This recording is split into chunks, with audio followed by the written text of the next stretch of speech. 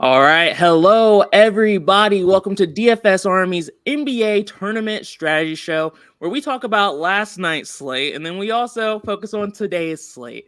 Um, last night was tough, right, guys? Yeah, that's one way to put it. Yeah, it was brutal. And I already see people talking about it in the chat. Michael Ortiz, Philip, Bobby, good to see y'all in here. It was definitely one of those slates. And we can go ahead and pull up the 100K winning lineup because I think it's still good to look back and see what did work, even though I still wouldn't change my general strategy to try to fit this mold. It's still, I think, a healthy approach to look back and see what did work. Bones Highland, I think he made sense once he hit the starting lineup, so that's not a shock. Grayson Allen, a little bit more of a shock that he made it in there.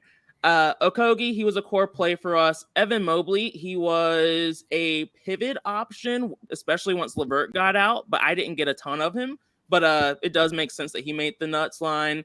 Nurkic, I think most people were around field weight on him.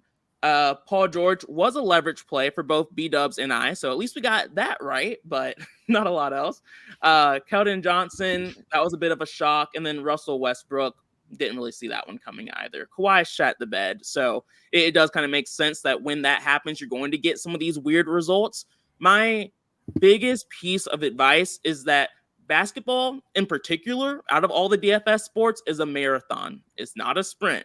You're going to have some of these nights. You just have to make sure you balance your bankroll to kind of be able to handle some of these tough stretches. Anything you guys want to add to this, guys? Yeah, you're pretty much spot on. Everything that probably could have went wrong last night did go wrong. So it's just one of those nights where I wipe my hands clean of it and move on to the next slate and try not to put too much thought into it because, like you said, there's not much I would have done differently. I think we were on some good calls. They just didn't show up. Yeah. When you start planning on weird slates like this, that's when you start losing even more money. So you got to be careful. You got to have a short-term memory, which thankfully I do just naturally. So it helps. All right, let's focus on this slate. Let's make money. Let's kind of erase what happened yesterday. Like you said, how are y'all feeling about this slate in general? I know we have a crap ton of games we have to get into, but TK, are you liking this slate? Yeah, I'm feeling pretty confident. Obviously, it's a lot of news to be looked on, but Yeah. I'm liking this slate. Okay, the confidence, I'm liking it. Coming out of an L, like making everyone feel good again. I'm here for it. What about you, Brandon? How are you feeling? Any games you're liking in particular here? Yeah, there's a couple that I'm liking for sure, and kind of like TK said, there's a lot of injury news that will definitely change the night around. Yeah, so let's jump right into it. Let's get into these games. Uh Starting off with this Bucks game. We have the Bucks against the Toronto Raptors. From an injury news standpoint, the Bucks are pretty healthy here. The Raptors, it looks like Precious Achiuwa is also going to be doubtful again tonight, so that's worth noting. TK, I'll start with you. Anyone standing out for you on the Bucks side of things? From the Bucks, the only person I really got to was just Lillard. Nobody else really stood out. I just think Lillard, he can bounce, he can have a bounce back game, and he's the only one I got from Milwaukee. Yeah, Lillard's interesting for me as well. He's been in rough form. You know, the shot has not been falling outside of that first game, especially with some of the plays they've been running for him that he typically has success with. Hasn't been hot. But 9,700, we know that upside is there. I don't love this matchup against the Toronto team. So on a slate this size, I don't know if I'm going to get there. I doubt it, to be honest with you. But I do think it's an interesting tournament call for sure. What about you, Brandon? Anyone on this Bucks team standing out for you as of right now? Not at the moment. I feel like it's going to be one of those slower paced games, Yep. and everybody's healthy, so it's just hard to target this team in this kind of matchup. Yep, I agree. So I think it's safe to move on. We can go to the Raptors side of things. For me with the Raptors, I want to play Siakam at some point, and I'm going to. It's just this matchup against the Bucks I don't like to pick on. So this isn't the spot where I'm playing him, but I do still think he's a viable GPP target. Brandon, anyone on the Raptors standing out for you? I think Scotty Barnes is worth a mention. He's still crushing every game. I don't think he's scored under 44 DK points yet. So his price is slightly increasing, but that's to be expected with how he's been playing. I'm not sure if I'll get there tonight or not, but definitely worth a mention. And then with Precious looking to miss this one again, I'm willing to go back to Jakob Podol and Chris Boucher for some sneaky value. I'm sure he didn't do too bad last game, but he didn't smash like we were hoping for. But he still had a decent price tag, so I don't mind going back to him as well. Okay. And what about UTK? Anyone standing out for you here? Yeah, I agree with B-Dub about Scotty Barnes. He's seen heavy minutes. He's had at least 44 DraftKings points this season. Potel looks decent. And Boucher is a nice value. And also, I'm going to get some Grady Dick, at least as of right now, until we get more value. But I think Grady Dick is okay as of now. Okay. Yeah, I think for me, this game just isn't my favorite spot. I think there's other games on the slate that I like a bit more, but definitely once we get ownership, I think some of the spots you all mentioned could be interesting. Dixon's talking about Schroeder having a solid game today. I see you, man. All right. Hopefully that pans out. OG, you're right. The Kobe Brown call was close. It was close. If he wasn't in foul trouble, I think he definitely could have gotten there, but so close. He didn't do bad relative to everybody else. He had almost 5 times his price tag, so I'll take that out of him for sure. Yeah, still a good call. Especially like at almost zero ownership, I will always do stuff like that. All right, next up we have another game I don't love. We have the Trailblazers against the Pistons. From an injury news standpoint, the only thing that really matters here for the Trailblazers is that Simons is out still for this team. TK, I'll start with you. For the Trailblazers, is anyone standing out for you right now? As of right now, for the Trailblazers, I'm getting to some Aiden.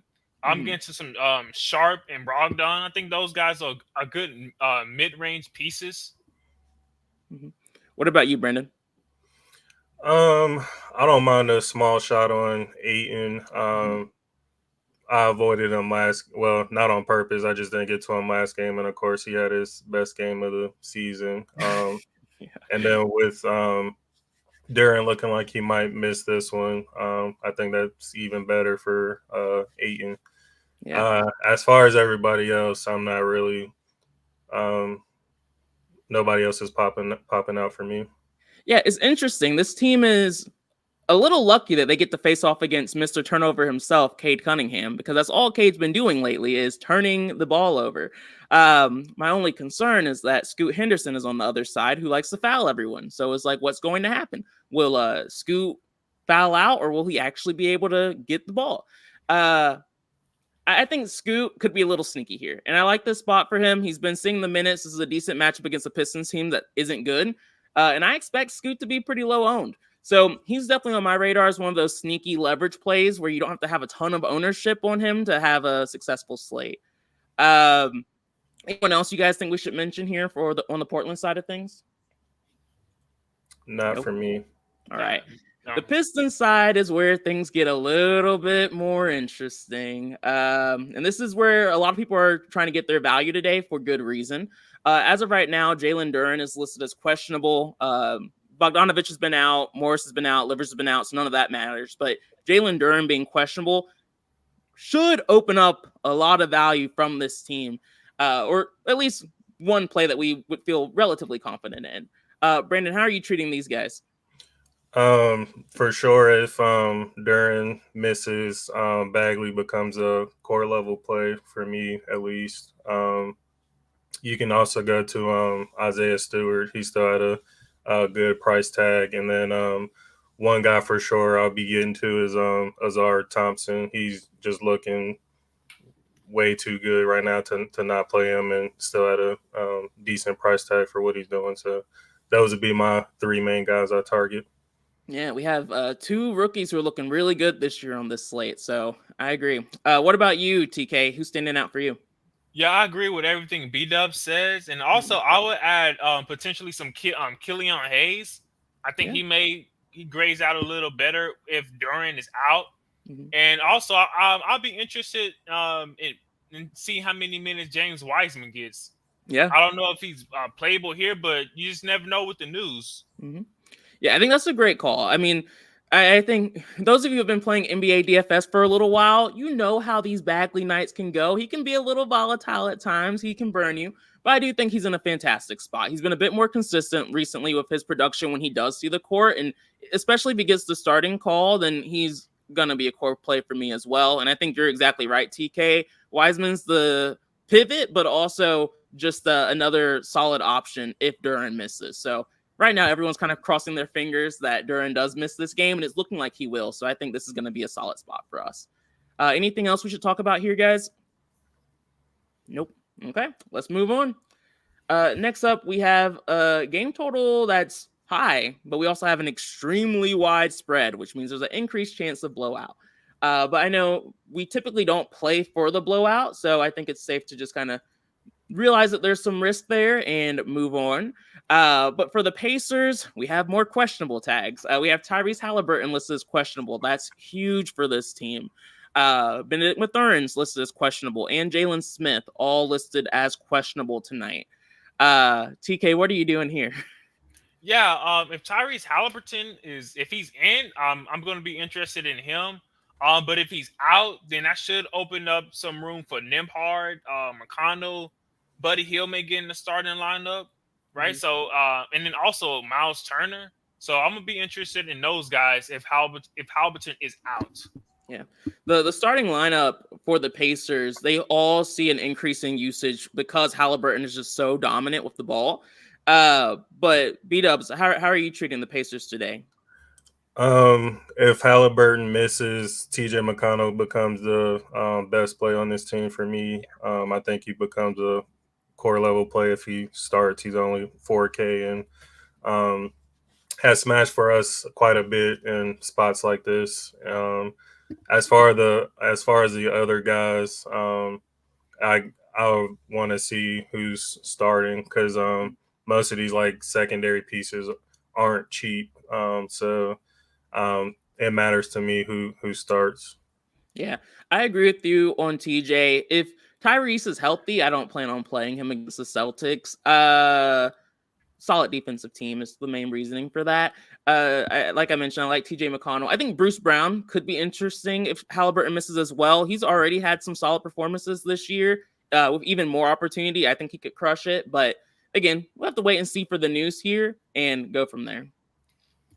One value play that could be really sneaky too, and that's only if all these questionable guys are out, is Jordan Nora, because we've seen him smash in spots where this team is missing some of their star players. So he'd be somebody I'd at least keep on your radar depending on how the news plays out for this team. Agreed. Awesome. All right. Next up, we have the Celtics, who have a fantastic matchup against the Pacers. But again, the spread's pretty wide. So trying to be a little bit careful with that. Don't want to go too crazy making these guys core plays or anything like that. But Brandon, how are you treating the Celtics?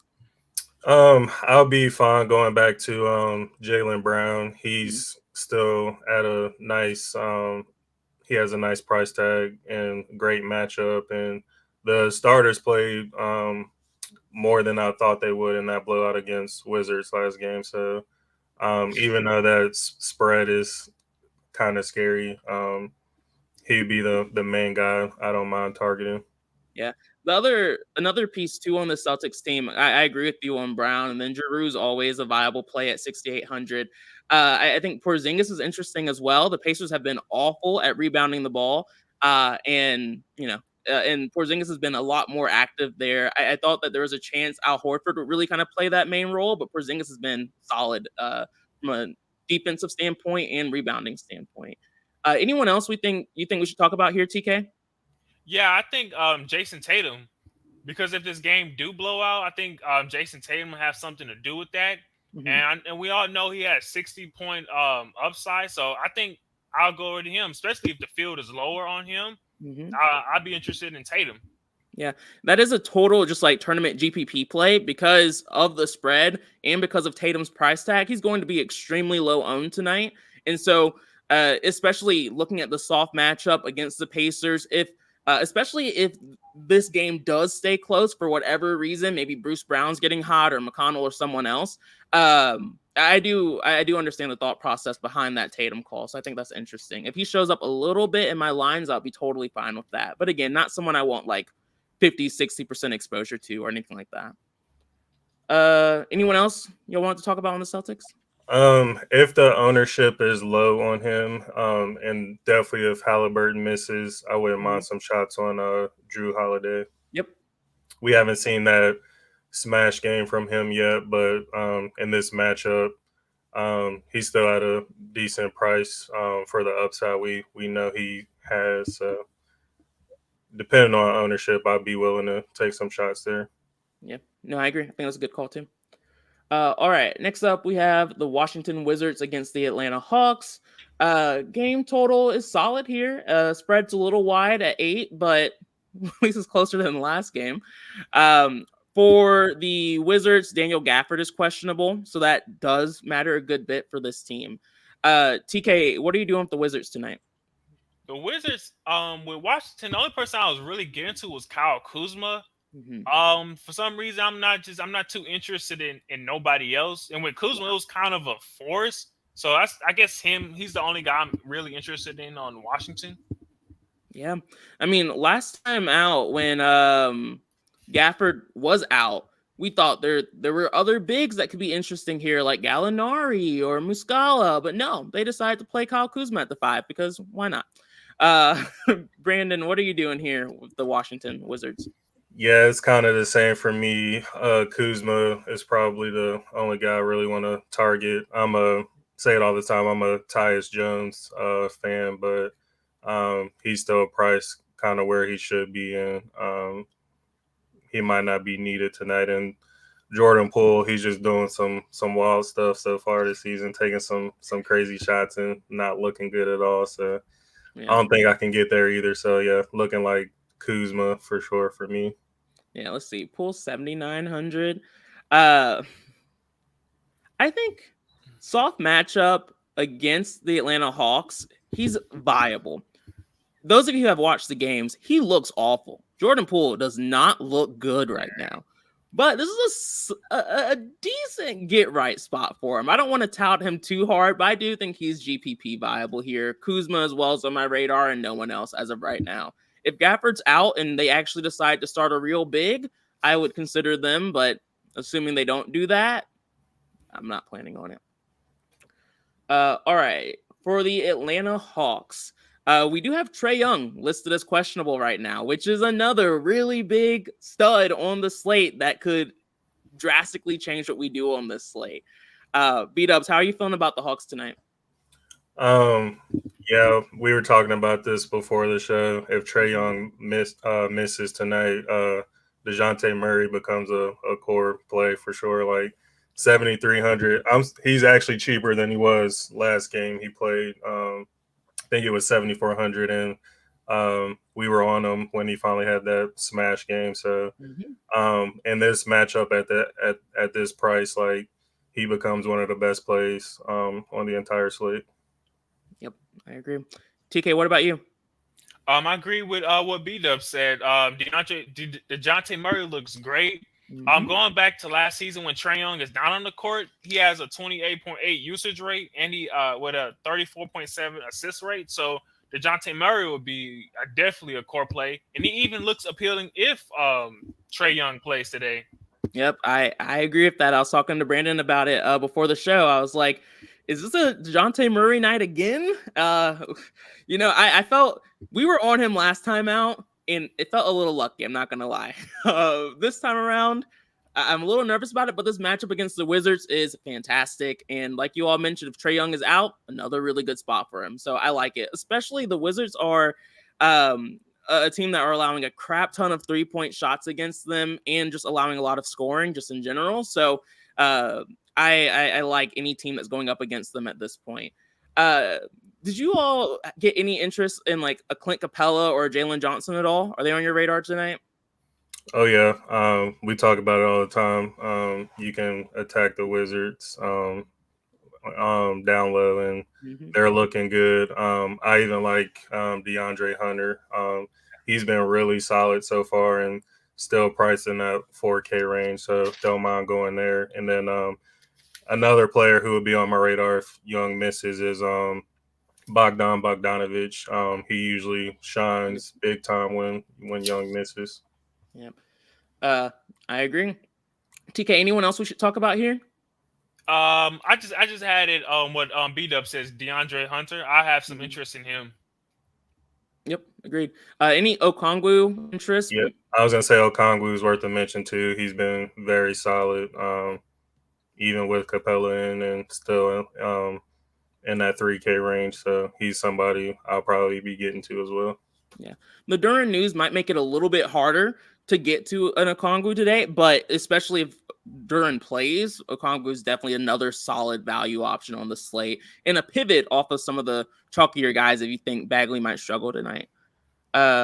Agreed, Dixon. Let's see. I think there's a chance. There are a lot of really good guards on this slate, but some of them are questionable. So that might help thin the pool out and give us some decent value so we can kind of mix and match the guys we like.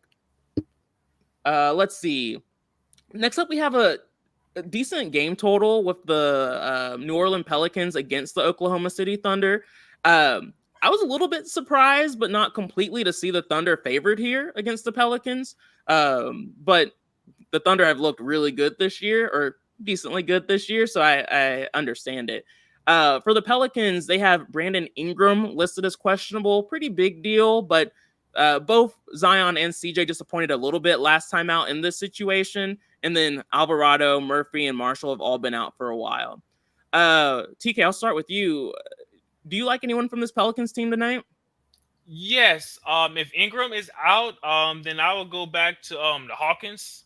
I think he'll be a fine value play. Mm-hmm. And also I'll go right back to Zion Williamson and CJ McCollum if Ingram is out.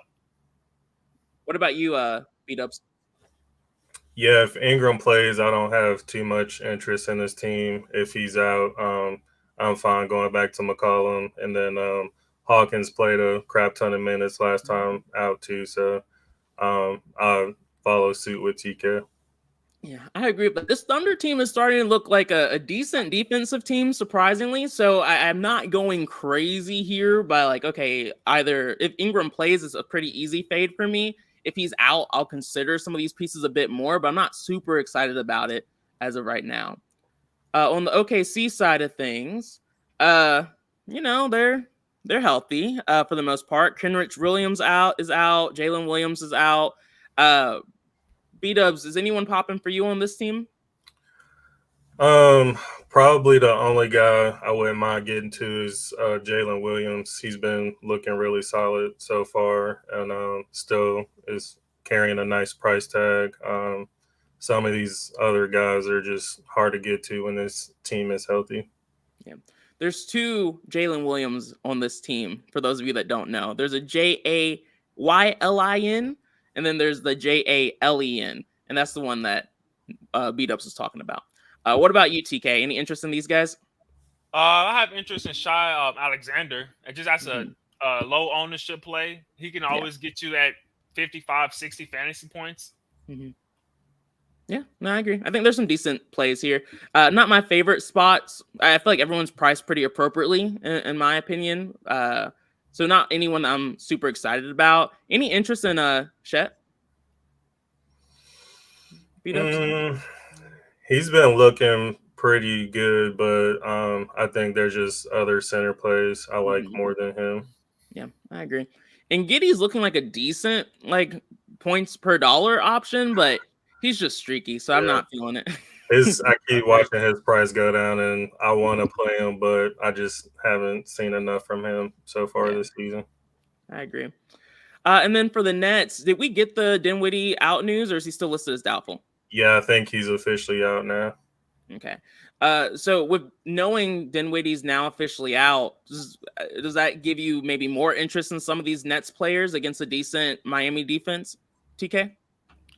Yeah. If Lonnie Walker ends up starting, I have some interest for him in him. Okay. Also, I like Ben Simmons and I like Cam Thomas from the Nets. Yeah. What about you, B-Dubs? Probably Cam Thomas. Whatever I get of him, I'll be fine with, and nobody else is really standing out to me. It is worth noting that Dennis Smith Jr. Is questionable as well, so I'd be curious to see who might soak up more of those minutes between Dinwiddie and Dennis Smith. Maybe Lonnie Walker, I guess, but with him being 4,800, he's probably won't be a priority for me. Just don't like the matchup. Yeah. Do you have any interest in Simmons tonight, B-Dubs? Not really. You're like, no. It's tough for me. I think some of these spots would be more interesting in a softer matchup. But I do think Cam Thomas at this point is just super viable because of the usage he's seeing and because of how much he's scoring. He's just a viable play at 6,600. He just makes too much sense, especially with Dinwiddie out. So kind of like what you said, B-Dubs, he's not someone I'm trying to force the issue with, but I probably do want at least 20% of tonight. So we'll see. Anyone else we should talk about here? Nope. Okay. Nope. Cool. All right. For the Miami Heat, more questionable tags. We have Jimmy Butler listed as questionable. Bam Adebayo is probable. Highsmith is questionable. B-Dubs, how are you treating these guys? If Butler is out, I definitely would be getting to Tyler Hero. I think he's the biggest beneficiary whenever Butler goes out. And then I guess if maybe Jovic starts again, I know it was Jaquez and Jovic who started last time Butler went out. I might have some slight interest there, but Hero will be my main guy for sure. Yeah, we saw Orlando do pretty well in that spot too. But yeah, not my favorite spot for this team in general. But of course, if Butler is out, then it's going to be a ton of Hero. I'm willing to go back to Bam and play a little bit of him, but I don't think he'll be a core play for me or anything like that. But I'm totally fine going back to Bam. I'm not scared of that. Anyone else y'all think we should mention here? Nope. All right. No. Moving on. We have the Cavs and the Knicks. Are y'all playing anyone for this game? Okay, so let me start off by saying I did say we should forget about last night and not be biased. So it's worth looking at this game and seeing if there's a potential pivot, but I just feel like at every single position there's better spots across the board. Anyone y'all want to talk about from this game though? Not for me. Okay. All right. Next up, we have Jokic against the Minnesota Timberwolves, the Nuggets against the Minnesota Timberwolves. It really is just Jokic's team, and we're all living in it. But for the Nuggets, they're pretty healthy for the most part. Anyone standing out for you guys? TK, we'll start with you. If we're just talking about Denver, just Jokic, that's all for me. What about you, Brandon? If he is low owned, which I think he will be, I wouldn't mind taking some shots on Jamal Murray here. Outside of that, nobody on this team is really popping for me. Yeah. Are you getting any Jokic B-Dubs? Are you thinking about him at all? I might have a small percentage, but nothing I'll probably be super heavy on. Yeah, I agree. I think Murray's really the only guy that I'm looking at right now, and no one else. On the Timberwolves side of things, looks like they are pretty healthy. Jaden McDaniels is probable. Shake Milton is probable. Jalen Clark doesn't really matter. TK, is anyone standing out for you on this side of things? I think I have some Gobert. I think at 6,900 on DK is doable. And also with Edwards, I always have interest in him from a GPP standpoint, especially if the field's not on him. So I think Anthony Edwards looks pretty good. What about you, B-Dubs? Yeah, nobody was really standing out for me on this team. Yeah, I mean, Anthony Edwards is always interesting, but once again, I feel like we have some better spots. So if I get some naturally, that's fine. But I'm not super excited about any of these guys given the value we have on this slate already. Looks like Mike Conley and Kyle Anderson are propping a little bit, but not super excited about that, to be honest. For the Hornets going up against the Rockets, uh, we've seen these two teams. Neither of them are very great. B-Dubs, are you liking any of these Hornets guys? I like getting some. I would like getting some shares of Rozier. He's been really solid so far. And then I wasn't on a much last game, but he looks really good. And Brandon Miller, he's still at a decent price tag. So those would probably be the two main guys I get to here. Yeah, this Rockets team defensively is not great. So it's definitely one that we can pick on. And Brandon Miller has been very involved here lately. And so I think at 5,400, he's a really good, solid play. And I'm with you on Rozier as well. What about you, TK? Anyone else we should touch on? Yeah, I think PJ Washington it might be a good mid-range value going against this Rockets team. He's somebody that I have interest in. Yeah. And it seems like none of us are really talking about LaMelo. Are any of us getting to him? Nah, not today. Yeah. He's looking so bad right now. Yeah, there's a lot of good guards on this slate, and Ball is too expensive for what he's been doing. For the Rockets, let's see here. On the Rockets side of things, they're pretty healthy outside of Eason, who's been out for a minute. B-Dubs, are you getting any of these guys in your lines today? Yep. The four main guys. We know bigs against Hornets. So Şengün and Jabari Smith. I like them quite a bit. And then I'll have a lot of interest in Van Vliet and Jalen Green as well. Yep. Şengün is just, he's there. At this point, I don't know how many times we have to be shown that we can play bigs against this Hornets team and be totally fine. So that's kind of where I'm going. And Jalen Green's also very viable for me on this slate. Fred VanVleet has looked lost out there this season so far, but I do like Green. TK, are we missing anybody? No, you guys hit it right on the head. Biggs versus Charlotte. Yep, not easy. All right, only 4 games left. We're getting through this, guys. Large slates. We got to move fast. Let's see. For the Bulls, we have Zach LaVine listed as probable. Pretty much it. I know we typically don't like to play guys against the Mavs too often, but I'm usually okay playing bigs against them.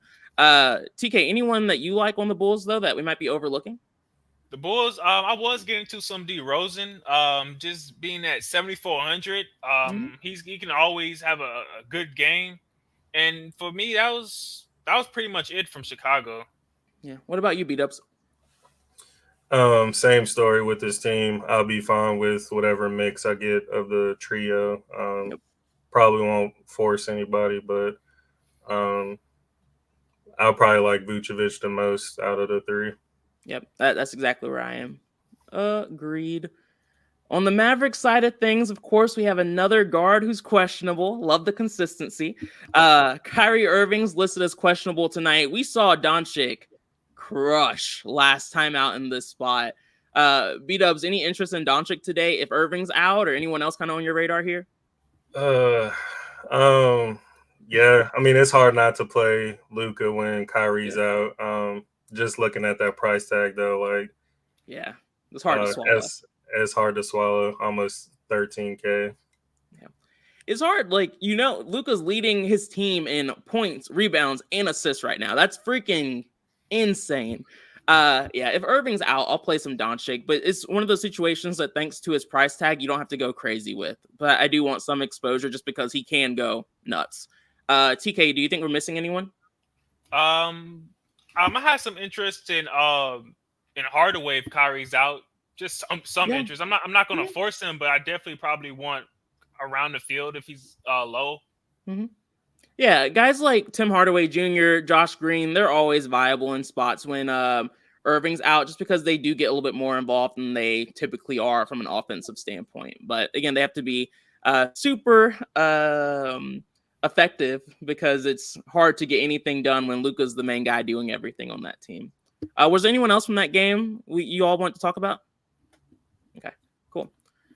For the Grizzlies, they're pretty healthy at this point. I mean, outside of the obvious guys who have been out for a while. TK, are you liking anyone from this game? The only person from Memphis that I have interest in is Jaren Jackson.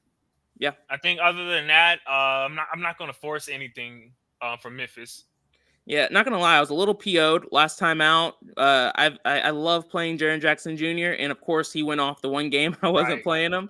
But I don't know if I'm getting there today. But what about you, B-Dubs? Are you playing any of these guys? No, probably not.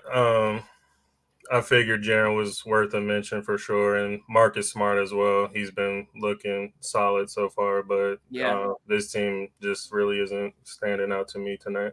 Yeah, Smart has been very involved. He's someone that I definitely want exposure to on a smaller slate, but again, we talked about it a ton. A lot of guards we like today, so kind of hard to fit him in.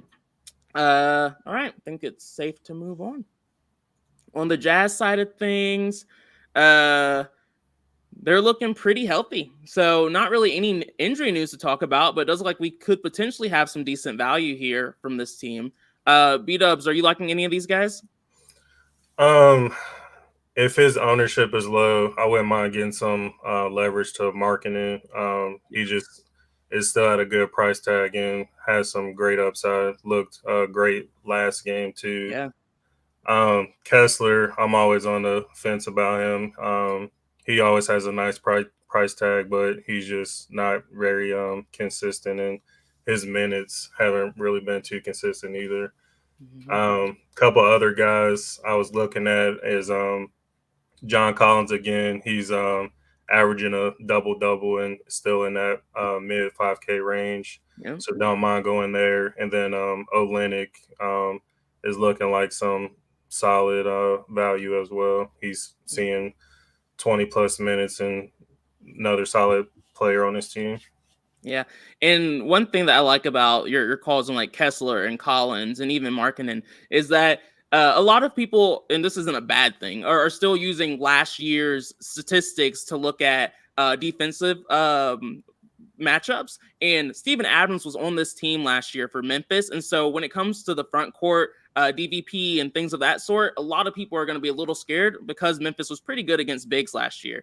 Whereas now they don't have Steven Adams and they're not as good against bigs. So I think you can definitely attack with those guys today on this slate. TK, anyone you think we're missing here?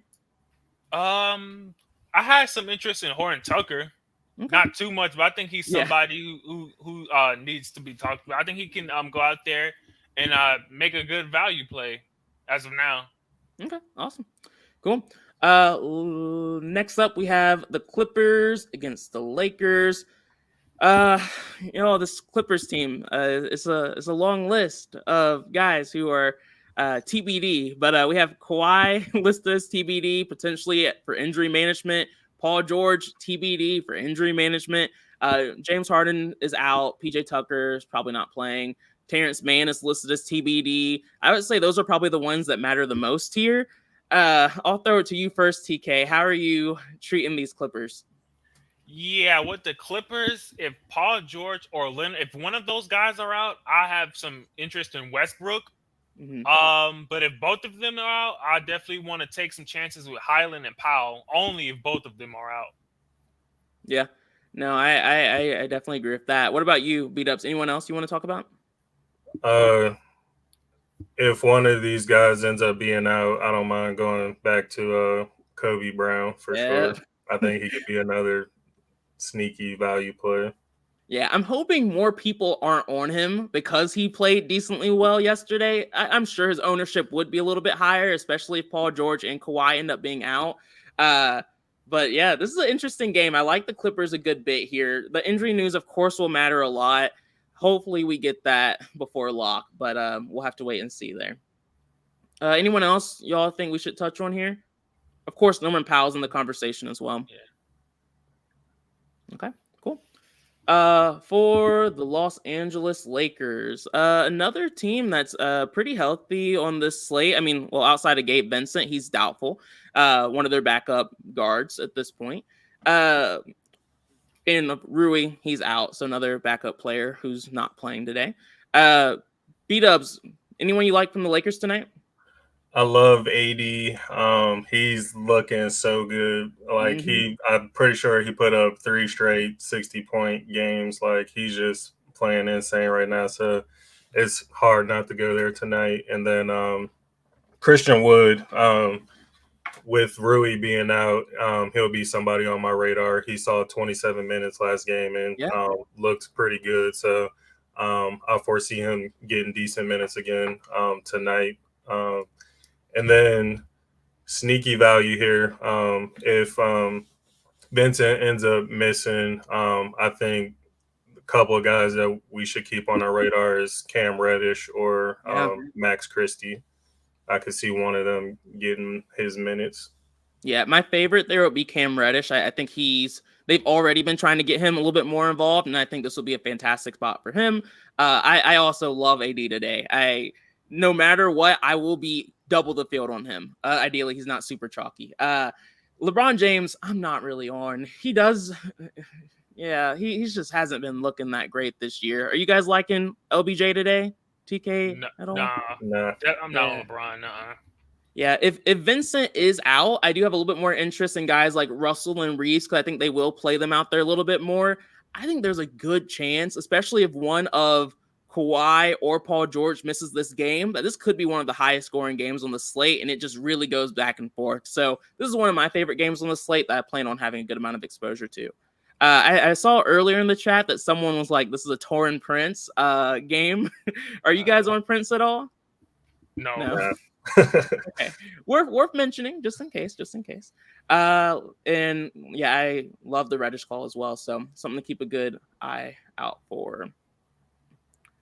Zolo mentioned Westbrook as a lock. He always smashes the Lakers. He really does have a decent track record against this team. I would feel even better about it if we get one of those 2 studs on the team out, but I do like it. For the Kings, Sabonis is still stupid expensive, but that doesn't mean he's unplayable. TK, are you liking these Kings guys today? We do have De'Aaron Fox out, so that's important to mention. Yeah, I will have some interest in some bonus. With Fox out, obviously his usage goes up, and also everyone is pretty much priced appropriately with the Kings. But I will have some Malik Monk and deep GPPs. Yeah. What about you, B-Dubs? I was thinking about Sabonis as like a sneaky leverage play, but I just wish he was a bit cheaper because Golden State, you can attack them down low. So I was thinking about it, but I probably won't end up going there. And then I wish Davion Mitchell was cheaper. DK priced him up where he should be for starting for Fox. He's not that lock play like he is in this spot if he were 3K still. But yeah, I might have some interest in either Monk or Herter as well with Fox missing. Dixon, I got you. If Prince goes off, I'll remember. I agree. I think Sabonis is an interesting GPP play. I haven't gotten there yet, but I understand why you're thinking about it. Especially with Fox out. That's what makes it a little bit more doable for me. But I'm mad at his price tag because I don't get it, but it's fine. Outside of that, I agree with you all. I don't really like these guys too much. For the Warriors, this is a team. We have Klay Thompson listed as probable, Kuminga listed as questionable. B-Dubs, who are you playing on Golden State tonight, if anyone? I'll be fine getting I'm sure Curry would be low on, so I don't mind getting a little bit over the field on him. But outside of that, this team is usually hard to target. Yeah, I agree. I think Curry's really the main guy on my radar here. Outside of that, don't really love these guys. TK, anyone that we're overlooking? Not really. Like B-Dub says, the Warriors, you just never know which one of these guys, especially with Draymond Green being back, so they're all at full strength. But I will have interest in Steph Curry though. Yeah, exactly. I think we're all in agreement on that. Dixon, appreciate you, man. Definitely do. Don't forget to like and subscribe. If you're interested in checking us out on the pre-lock show at 5:30 p.m., that's when we really know what we're going to do on this slate and can let you know what we're doing there. Definitely feel free to click the link in the description. Feel free to use promo code BDUBB for a 10% discount on that.